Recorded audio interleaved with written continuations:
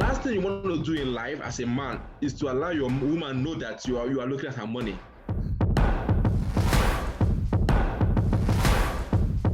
Number one, I'm gonna say people need to know themselves. Before you get into marriage, you must we must date and ask your partner so many questions. Who are you? Where do you live? Who are your families, your members, your dreams?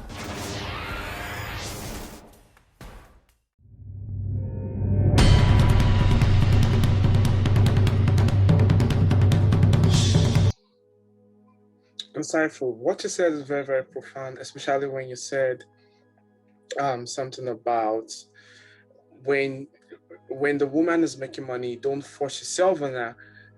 Just do your thing. If she wants to share, she will share. If not, I've seen that happen on multiple occasions, especially if the woman really loves you or she cares about you.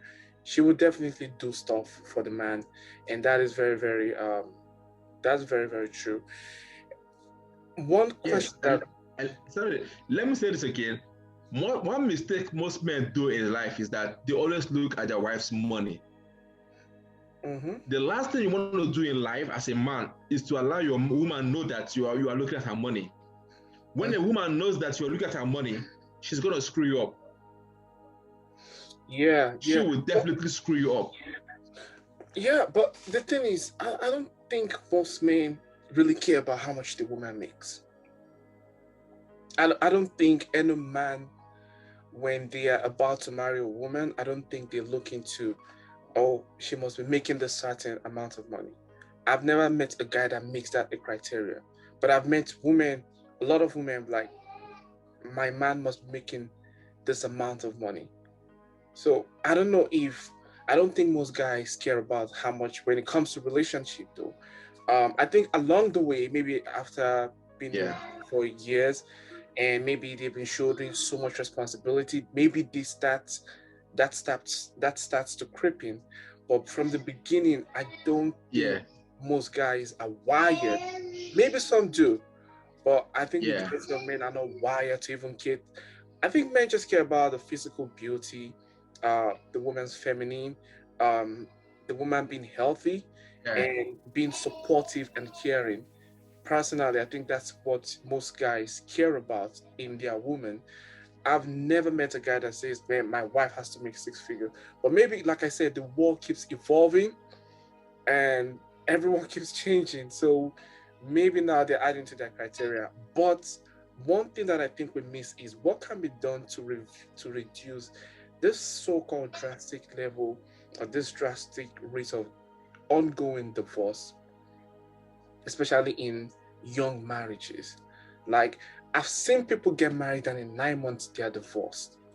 Okay, I've seen people that are getting married, like the marriage was going on, and the car just pulled up. The car just pulled up, and this guy came out of the car and decided giving out business cards, and he was like, "Oh, he's a lawyer, and this is a potential business for him," because he knows that most marriages end even before they begin. So, what can be done to reduce this drastic rate of ongoing divorce?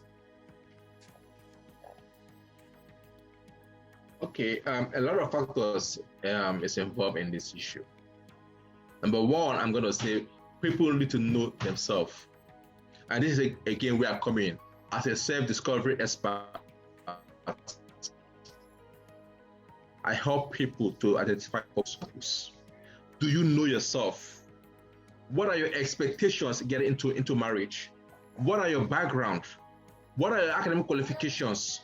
What is your lifestyle? What do you want in your partner? What do you want in life? What is your vision?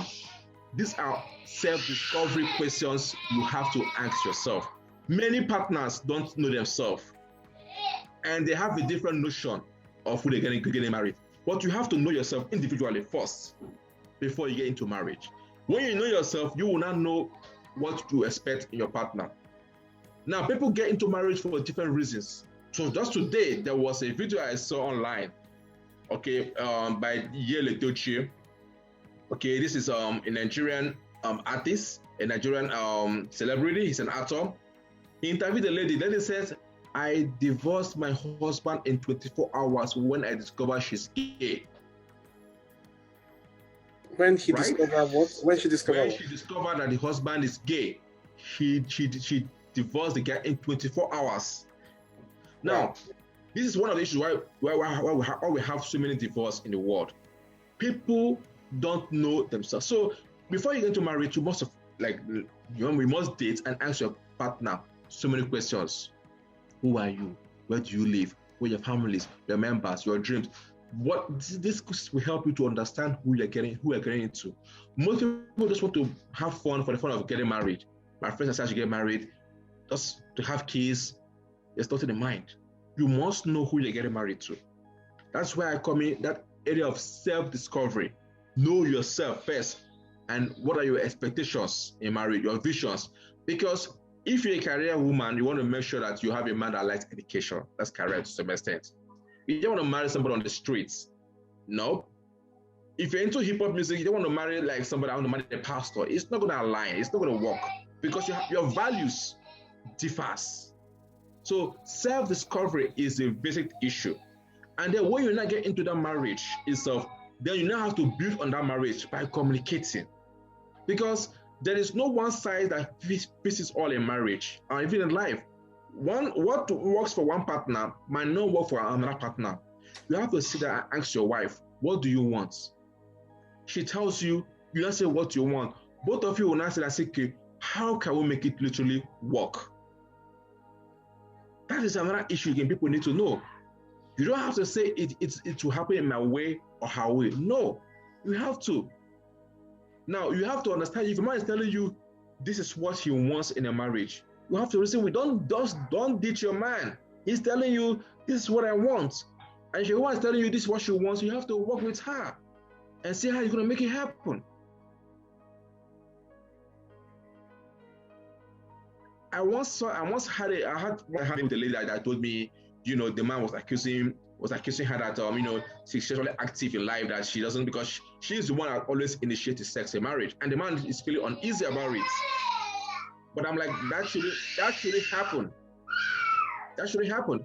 The man should be able to appreciate the wife. Don't think that because she initiated sex, that means she's a funny girl on the streets.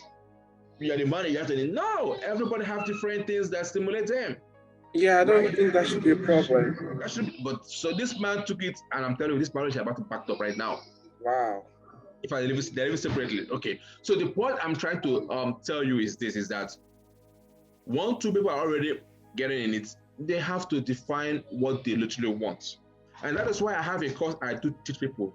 Okay, sex in marriage, communication in marriage, personalities in marriage, how a man can attract his lady, how a man can attract his lady, and how a lady can lock his man. Then communication in marriage and money in marriage. All these factors play a very big role in sustaining a marriage, because everybody have different lifestyle or different understanding based on their background, their environment, their personal styles in life. They have different varieties. What inspires someone might not be what inspires other persons. So as you move along, you try to be dynamic and see what's going to make it happen. Because in marriage, right, it's like sitting on a chair. You have to keep adjusting. You can't have one particular, you can't be on one particular spot or true. You have to keep adjusting. The left hand will watch the right hand will watch the left hand. That makes it a suiting marriage. So if people can literally understand this whole concept, it boils down to one single thing: communication. And there can be no communication or understanding, because guess what? There can be problem where there is no problem, and there can be no problem where there's problem. Why? Because what might be too big with two parties, how they will understand or solve the problem might be little, and what might be little between two parties, how they will solve it might be big, because a little problem can be blown up, while a big problem, well handled in a very systematic and a strategic manner, can be resolved easily without any problem. So that is why I said understanding and communication are a very big factor. No matter what happens in that marriage, it happens. We saw what happened with Bill Clinton and Lewinsky. The wife forgave him. Nobody knows what happened and why the wife forgave him. Most people will not take it. It's gone. You saw what happened with Bill Gates and the wife. Why? Because my husband is going to see a rapist. And there was nothing happened between them, but she wasn't comfortable. So people need to manage some of these issues. So that's why I said, if you're able to communicate and understand, it helps a lot. So it is not a one-size-fits-all. Every case is literally different. That is why in one of my teachings, I use emotional intelligence to help people, because relationship management is very critical to sustaining marriage in life. Yeah, and this also ties into what you spoke about, making decisions which is in the best interest of the family, not in your own individual best interest. So whatever decision you make, you got to think about the broad, not the broad family, not just, oh, it's me, it's my stuff, I'm the one making the money. And you have to be selfless about basically every decision that you make. And you've said so many good things that I believe a lot of people can learn one or two things, and if they apply it into their life or into their marriage, or if your marriage is about to fail, if they apply those things, I'm sure they will experience a transformation. And I also want to urge you, audience, to connect with Henry Ukazu. Take all of these courses that he's been talking about, it for your own benefit. It's not even for any other reason, but just to, because I think marriage is fundamental. I think marriage is fundamental in the society. I think when we have this unification of two different people, they want to grow on an individual level. And just like in economics, that if an individual can achieve his goal, there will be a societal achievement of goals as well. So if we can keep people in family and keep them growing in family, it will be to the benefit of the society itself. So I am for marriage to last. I am for, because like I said, all this, when I see these things, people are like, man, I don't think it's worth it anymore. But I think there is still the silver lining. I think there's still the shining light at the end of the tunnel. And I don't think people should just give up on marriage because of all the things that they see. Because the fact that we publicize, even the fact that, we publicize divorce in today's world has its own effect on ongoing marriages. People that are still married don't even know how long they will last anymore, because this is 27-year-old marriage we're talking about. When you're looking at Bill Gates, people are like 5 years in, 10 years in, they're still having their own doubts now, because they're like, these guys have been together for 27 years. These guys are the richest people in the world, and we don't know what's going on. But I believe with all these things that you've spoken about, if they can take the time to not just watch this video, but also to rewatch and also to connect with you, they will be able to sustain themselves and their marriages. And even if they're not yet married, they can still learn one or two things to keep their mind prepared, or maybe to even start, asking the right questions during the dating phase of their relationship.